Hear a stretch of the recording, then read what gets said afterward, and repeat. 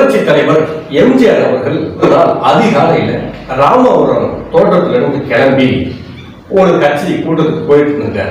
ஹிந்தி பாலம் வழியே போகும்போது ஒரு இந்தியன் வங்கி பேருக்கு பக்கத்துல மிகப்பெரிய ஒரு கம்பம், ஒரு 100 அடி கம்பத்தை ஊண்டி ஒரு அண்ணா திராவிட முன்னேற்ற கழக கட்சியோட தொண்டர் உச்சி கொப்புல நிறுத்தி அந்த உச்சி நுனியில போய் நின்றுக்கிட்டு அதிமுக கொடியை கட்டிட்டு இருந்தார்.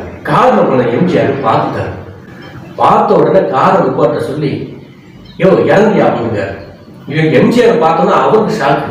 எம்ஜிஆர் இப்படி இங்கே வந்தாரு அப்படின்னு. ஏன்னா அவருக்கு தெரியாம இருந்திருக்கு, எப்போ வருவாரு எப்போ போவாரு எதுவும் அவருக்கு தெரியல. திடீர்னு எம்ஜிஆர் வந்துட்டார். லேட்டா வருவாரு அவர் நினைச்சிட்டு இருந்திருக்காரு. கீழே மிகவும் இறங்கி வந்து பயத்தோட வந்திருக்காங்க. பேர் என்ன?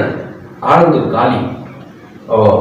நாளைக்கு காலையில ராமபுரம் தோட்டத்துக்கு வந்துரு, என்ன ஒண்ணு பாரு அப்படின்னு சொல்லி வண்டி எடுத்துட்டு போயிட்டாரு. இவருக்கு என்னன்னா, ராமபுரம் தோட்டத்துக்கு எம்ஜிஆர் ஒருத்தர் வர சொன்னாங்கன்னா ஒண்ணு நல்லது செய்யறதா இருக்கும், ஏதாவது உதவி பண்ணுவார், இல்லைன்னா ரைடு வருவாராம், திட்டுவாராம். ஏன்னா அது கட்சி தொண்டர்கள்ட்ட உரிமையா தப்பு பண்ணா கண்டிக்கிறது அந்த பழங்காலத்தை இருந்திருக்கு.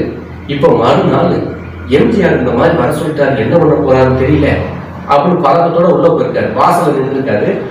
செக்யூரிட்டி விடல உள்ள. இல்ல ஐயா வர சொன்னாருன்னு சொல்லியிருக்காரு. நம்பலை செக்யூரிட்டி. இப்போ உள்ள இருந்து ராமபுரம் தோட்டத்து வீட்டு உள்ள இருந்து எம்ஜிஆர் பார்த்துறாரு. அங்க இருந்தவரு ஆளுந்தர் காலியை உள்ள அனுப்புப்பா அப்படின்னு இருக்காரு. ஒரே ஒரு தடவை தான் அவர் தொண்டர் வந்து பேரை சொல்லியிருக்காரு. அதை மறுநாள் கூட ஞாபகம் வச்சிருந்து கரெக்டா அந்த தொண்டருடைய பேரை சொல்லி கூப்பிட்டோன்னு இவருக்கு சந்தோஷம் பொறுக்கல. நம்ம பேரை ஞாபகம் வச்சிருக்காரு, பரவாயில்ல. ஒரு வாட்டி தான் கேட்டாரு. அப்போ அந்த அளவுக்கு நம்ம மேல அவருக்கு ஒரு பற்று இருக்கு அப்படின்னு சொல்லிட்டு உள்ள போறாரு. ரயில்வே தான் விட போறாரா அப்படின்னு நினைச்சிட்டு உள்ள போனோம்ல செய்யக்கூடாது.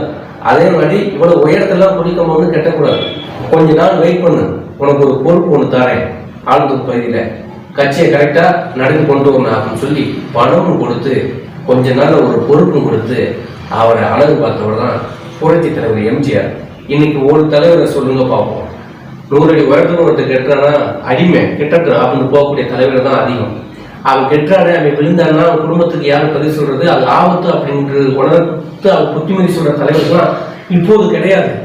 எவனோ ஒருத்தன் கொடி கட்டுறவன், எவனோ ஒருத்தன் எப்படி சீரழிஞ்சு போனான்னா மாட்டிக்க கூடாதுங்கிறதுல ரொம்ப கவனமா இருந்தவர் தான் புரட்சி தலைவர் எம்ஜிஆர் அவர்கள்.